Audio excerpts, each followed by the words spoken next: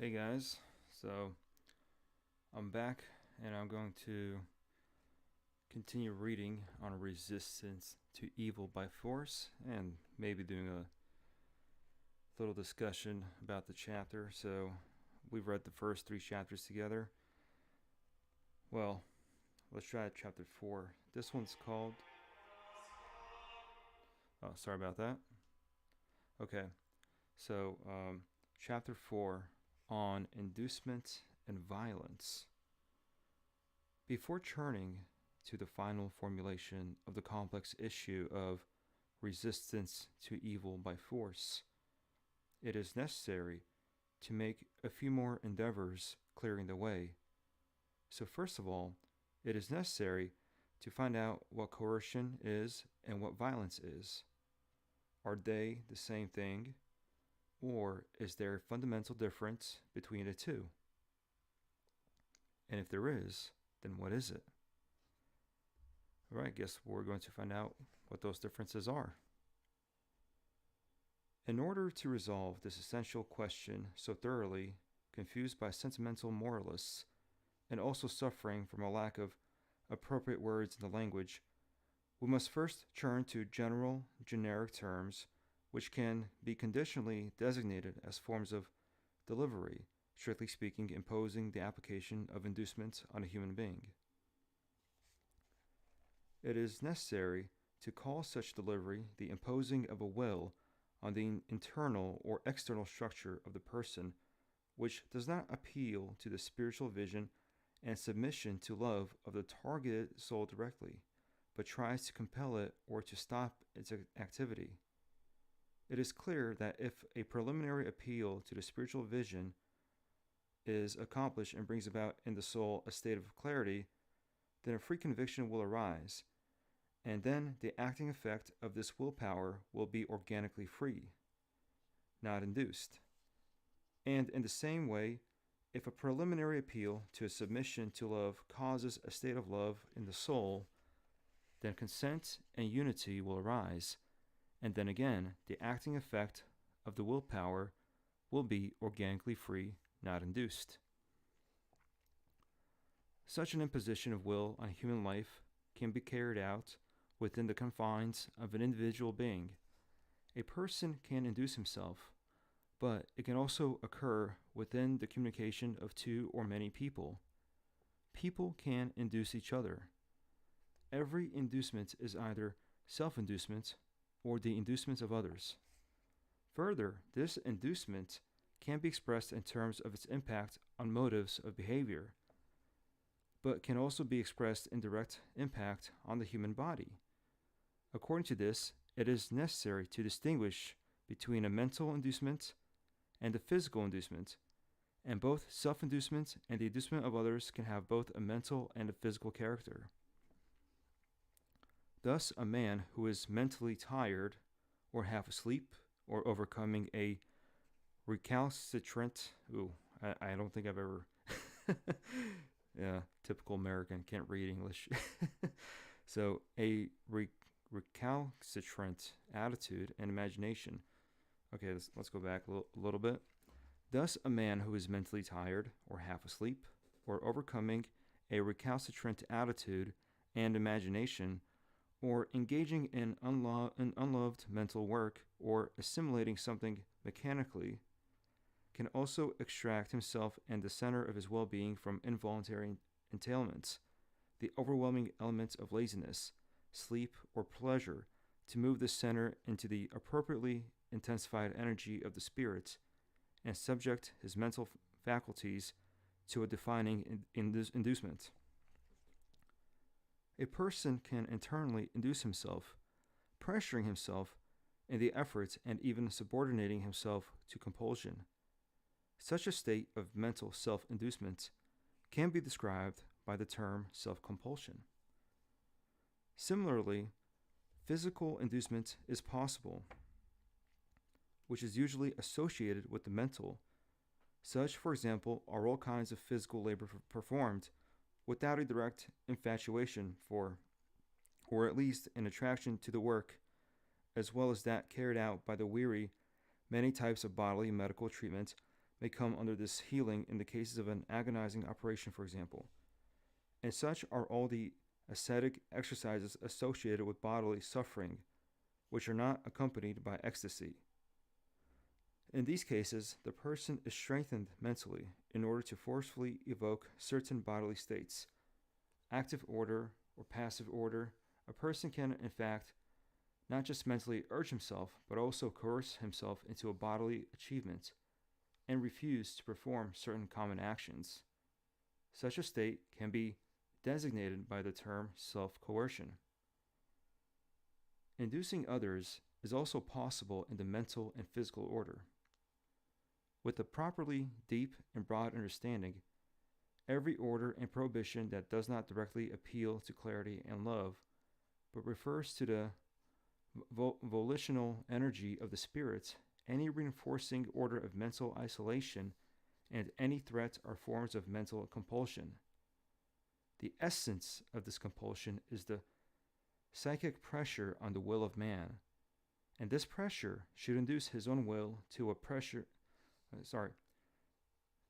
The essence of this compulsion is the psychic pressure on the will of man, and this pressure should induce his own will to a certain decision and perhaps self-inducement. Strictly speaking, this pressure can only complicate or modify the motivational process in the soul of the compelled, informing him of new motives that have not been accepted by him yet in the order of conviction and devotion, or strengthening and weakening the already existing ones. It is clear that this influence can meet in the soul such an energy of resistance, such a spiritually strong will or spiritual obsession with passions, that all its power will not be sufficient because the mental inducement strives, without constraining the external freedom of the induced one, to induce him to decide to do something or not to do something. Such an influence induces and compels a person coming to him from without, but refers to his soul and spirit, so we can agree to call it a mental compulsion. Yeah, so Ivan Ilyin, he literally, one paragraph is basically one sentence in Ivan Ilyin style. So bear with me as I try to catch my breath, trying to basically just one sentence, that you can't pause, because one sentence is literally a whole paragraph. It's the way Ivan Ilyin writes. It's the way his mind works, and it's not good or bad. It's just just an observation that sometimes even I'll do, whenever I'm talking on social media, I'll kind of have this tendency to just kind of put commas and commas and commas, just trying to get my point across. So let's continue reading. Finally, the possibility of physically influencing others for the purpose of compulsion does not seem to raise doubts. However, it is noteworthy that any such impact on someone else's body has inevitable psychological consequences, for he who is being induced from an unpleasant sensation to a feeling of pain and ending with the inability to do anything and the inability to desire anything. The vast majority of these acts are carried out precisely for the sake of such mental reflections or consequences. This explains why physically compelled people usually try to get rid of those who induce them by giving assurances that they agree that willful unity has come and that subordination and henceforth is ensured. It is clear that by arresting, tying, torturing, and imprisoning another, a person cannot directly produce in him the desired psychospiritual changes. He cannot dispose of another from within to replace another's will with his own, to evoke in him consent based on conviction and behavior based on voluntary devotion. A person is not allowed to coerce others into genuine deeds, that is, to mentally and spiritually whole acts. Physical influence on another cannot always even force a person to do something he finds unacceptable. But the spiritual significance of such a forced external act depends on the further free recognition of this by the one who succumbed to torture. A person physically compelled by another always has two outcomes that relieve him of his external pressure: hypocrisy and death. And only one who is afraid of death or inwardly cannot stand the hypocrisy of a split personality speaks of coercion as a possible and real event. But he should also remember that his coercion by itself will fade away at the time of his personal, spiritual, and purely internal uprising and the assertion of his true conviction and sincere devotions. This is why it is more cautious and more precise to talk about physical coercion, but about this is why it is more cautious and more precise not to talk about physical coercion, but about physical compulsion. Excuse me, guys.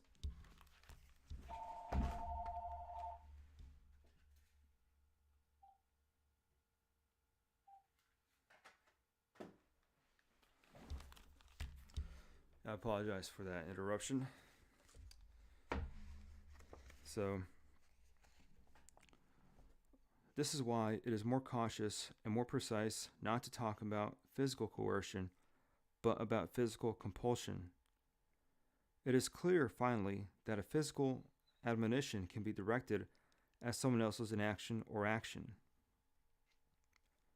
In the first case, it is extremely limited in its capabilities, powerless to call forth a holistic act, always forced to expect a defense of hypocrisy from the compelled one. It can rely on the slow influence of the external regime and its penetration into the human soul. But in the second case, physical influence can more easily rely on feasibility and success. It can stop known activities, prevent a certain person from doing something, or make him cease doing it. Hence the possibility, along with physical compulsion, of physical suppression.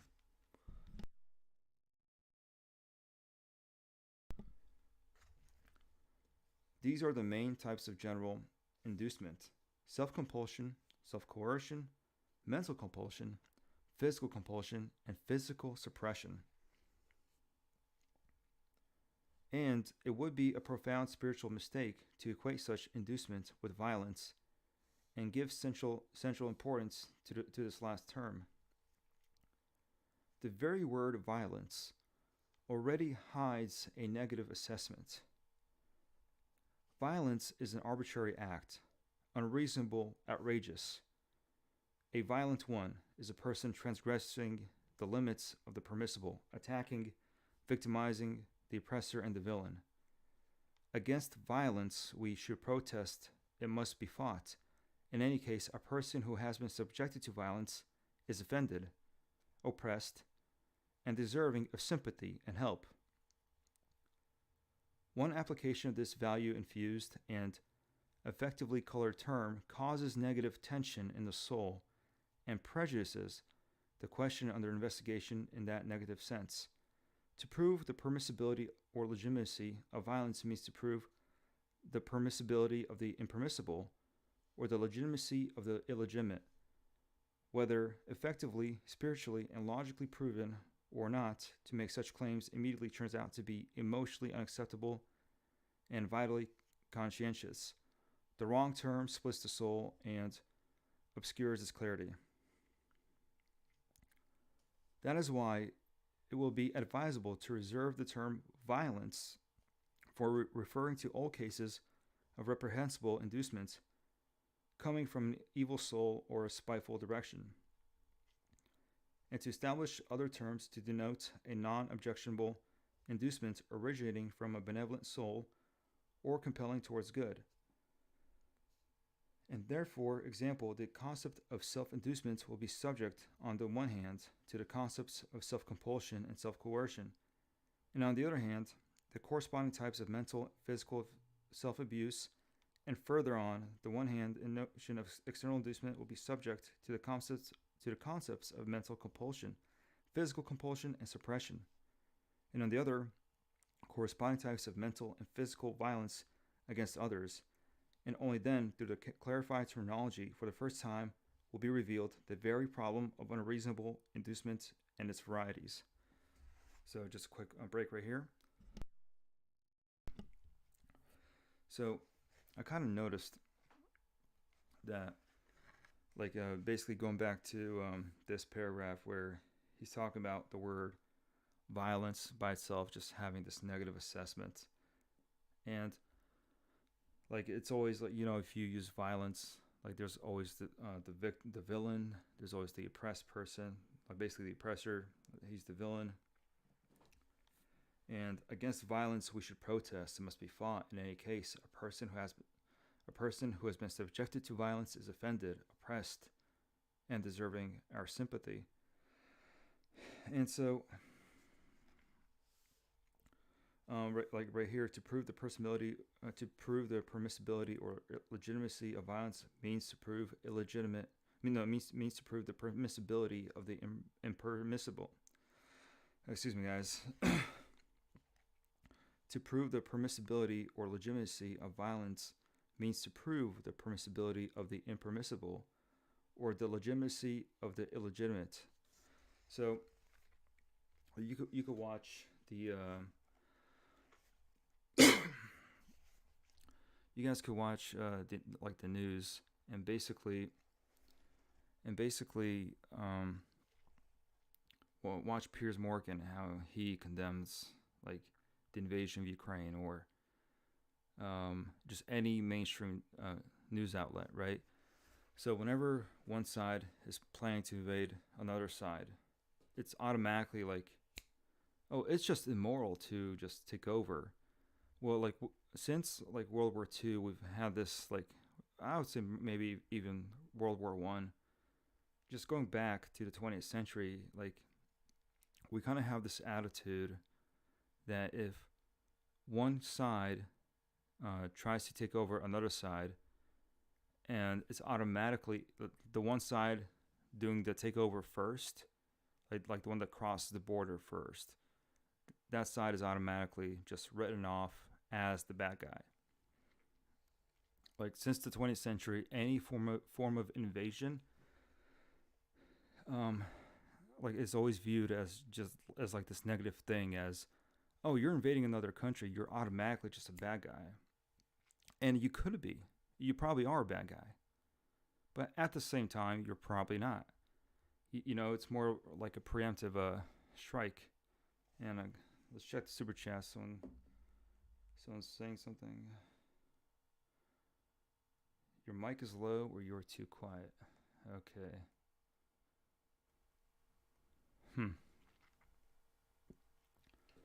I hope that's better. Okay. Yeah, I hope the mic's better now. So yeah, you could be watching the news, and we kind of have this like aversion to the one side that started the invasion of whatever country it is. And we just automatically assume, oh, you're the bad guy because you're invading first. And so we're not asking ourselves questions. But wait a minute, maybe the person who started the invasion first isn't necessarily the bad guy. Maybe they're the good guy, and the country they're invading are bad. Like, for example, like look at how Mexico, look at the life of Mexico. Look at all the immorality and all the evil things that are happening on the U.S.-Mexico border. And just look at how the people of Mexico are also suffering because of like the way things are in Mexico. Mexico City could be a great place to live, right? But then you go to Mexico proper, just anywhere else in Mexico, and it's a total different story. On top of that, people are living in fear of the cartels. So, would it be immoral for the imagine this? Also, you have American citizens being kidnapped and tortured and being held for ransom, or American citizens being kidnapped, used for trafficking.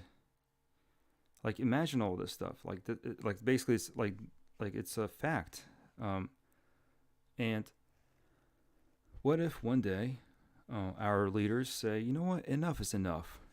Invading Mexico, boom, surprise attack. Like Mexico doesn't know it, we don't know it, nobody in the world expects it. Just a random surprise attack and an invasion of Mexico.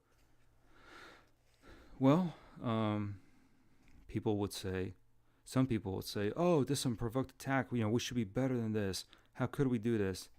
But when you think about it, Mexico deserves to get invaded. Like with all the U.S. citizens that are suffering, regarding the whole border crisis, regarding many of the Mexican citizens that are suffering because of the cartels, regarding like all of this stuff, all the murders, all the deaths that are happening in Mexico. Like Mexico, literally, like of the countries that need some sort of intervention, it's Mexico, and it's right on our border. And so, like, is it really, like, is it really bad if we actually invaded Mexico to actually just give them some sort of stability, or to at least protect ourselves, to kind of just weaken them so badly, weaken them completely, and then we just build a wall and just kind of close ourselves off. Are we not justified in doing that? I think we would be. I think our country would be totally justified if we invaded Mexico. And we already have all the reasons. Like there's lots of reasons why we should invade Mexico. But the number one priority is security. And for some reason, like there will be people who would be judging us, despite the fact that we would be totally and morally justified. And like just like in this book, you know, to prove the permissibility or legitimacy of violence means to prove the permissibility of the impermissible. Like violence just by itself is impermissible. But like, is violence by itself, like, is it bad? Like, is throwing the first punch really a bad thing? Like, are you really the bad guy for throwing the first punch? Like, it's this 20th century retardation of, oh no, you should not throw the first punch. You should always kind of let your enemy just hurt you really bad, then you fight back. That is why there's such a big stink about Ukraine being invaded. Like, despite all the violence and murder that Ukraine has been committing for 8 years in a row within its own country, just ignore all that. Like, you don't know that exists. Russia invades. Oh, you don't know why Russia's invading, right? You just kind of say, oh, like Russia's the bad guy because they invaded first. That's like another reason. Like Russia should just stayed within its borders. Like, throw away the logic, throw away the reasoning. But like throwing the first punch is somehow a bad thing. So it's a 20th century retardation that we're suffering right now as a society. Yeah. Well, I hope the mic's been fixed. Hope you guys could hear me better. Cause like I just added some more volume, so I hope that fixed the issue for you guys. Right. Let's keep reading. I'm almost done. Oh, look, he's attacking Leo Tolstoy again. Or, well, I think he is. It is remarkable that Leo Tolstoy and his school completely fail to notice the complexity of this whole phenomenon. They know only one term, and moreover, the one which prejudges the whole question with its effective coloring. They speak and write only about violence, and choosing this unfortunate, disgusting term, provide themselves with a biased and blinded attitude to the whole problem. This is natural. There is no need to even be a sentimental moralist in order to answer negatively the question of the admissibility or laudability of embittered ugliness and oppression.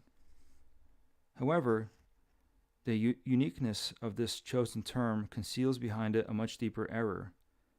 Leo Tolstoy and his school see no complexity in the subject matter. They not only label all inducement as violence, but also reject all external compulsion and suppression as violence.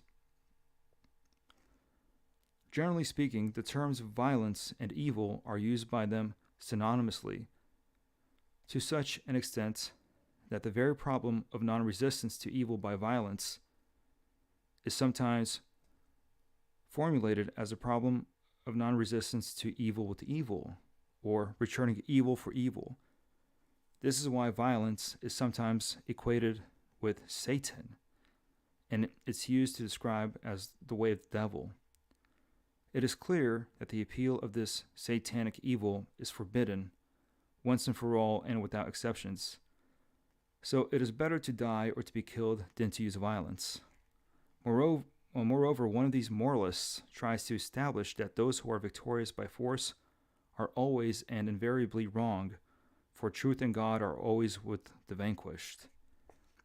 Fairness demands we recognize that all these condemnations do not concern themselves with internal self-inducement, which is simply described as the violence of the spirit over the flesh, and is allowed in the order of moral action.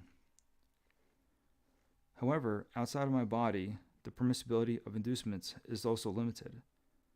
Another's flesh has its master, and therefore violence directed at the other is not necessary, because it is impossible to prove that the other is incapable of true self-management from within, and to deny freedom and humanity is unacceptable.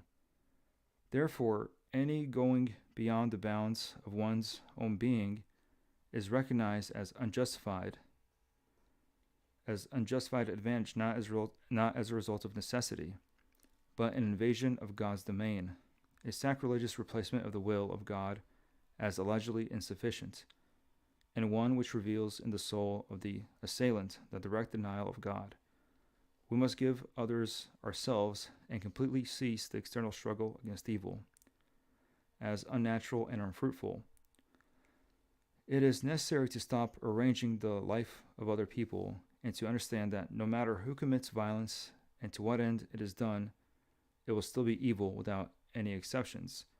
And all those who do not wish to understand this and continue to assail are bandits on large roads, revolutionaries, hangmen, spies, senators, ministers, monarchs, party leaders, and old general politicians. Those who go astray and are bribed are often as not indulging in their habitual vices: vengeance, cupidity, envy, ambition, pride, cowardice, and spite.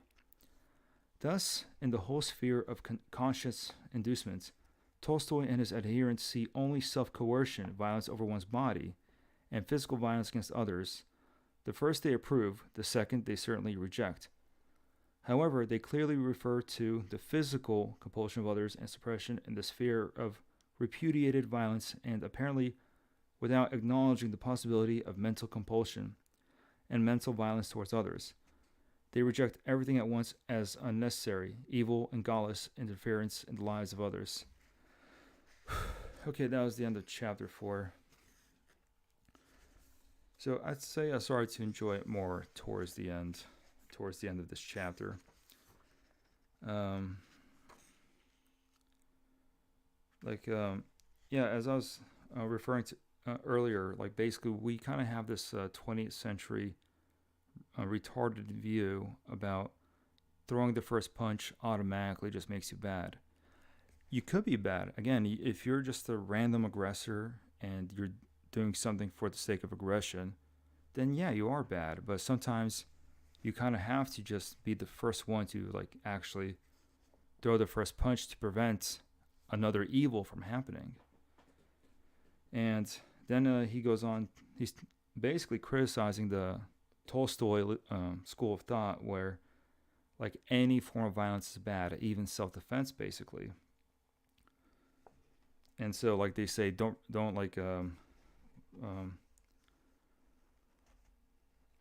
return evil for evil, right? Because just violence by itself is somehow equated to Satan, like Satan, that's all evil. And like Leo Tolstoy's orthodox pacifism, it was heretical, complete heresy. And so like he like rejected any form of violence, even self-defense basically. And I remember I was hanging out with some family a couple of years ago, and I remember two relatives they were arguing about self-defense, and one person supported gun rights, the other one kind of just really did not care about violence. And so he's asking him, what if your sisters are all in danger? What do you do? Like, you just tell them to run, and you just kind of hold off the bad guy, and then you just run away. Like, how are you going to hold off the bad guy? Maybe sometimes the bad guy will understand when you punch him in the face or something. That's when the bad guy could understand and realize, it's probably not worth pursuing. Just something basic like that. It doesn't have to be extreme. But still, that's viewed as something like really bad and unacceptable. And that's basically the Tolstoy school of thought, where you got to be this pacifist. And so the author of this book on resistance to evil is criticizing this this retarded idea, because the violence itself is not necessarily evil.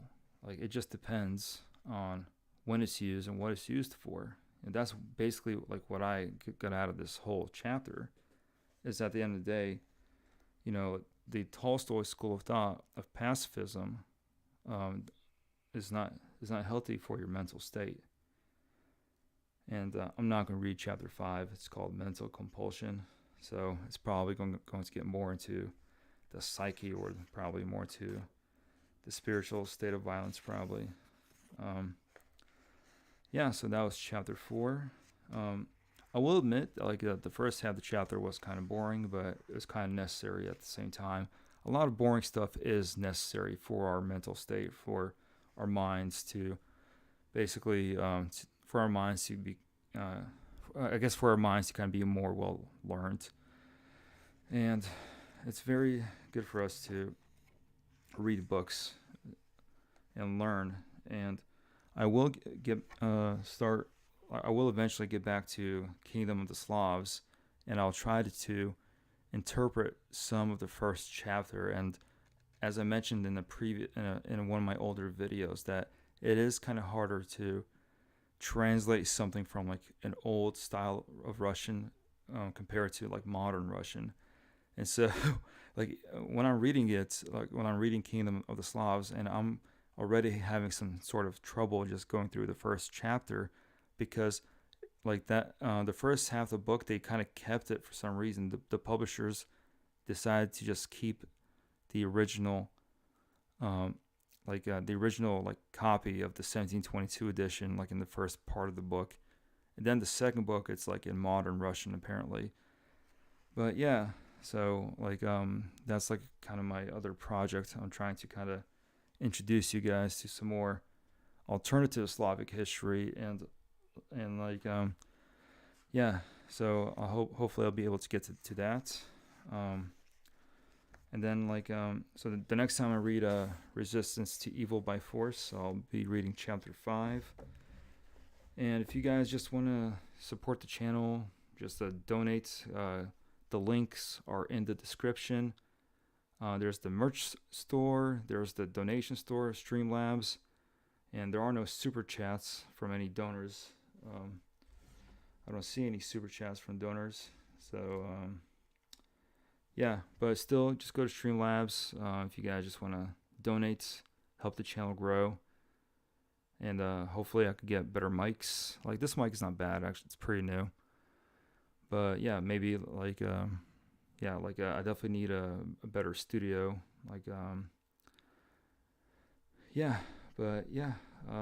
so share, subscribe, and thanks for joining. I hope you guys enjoyed.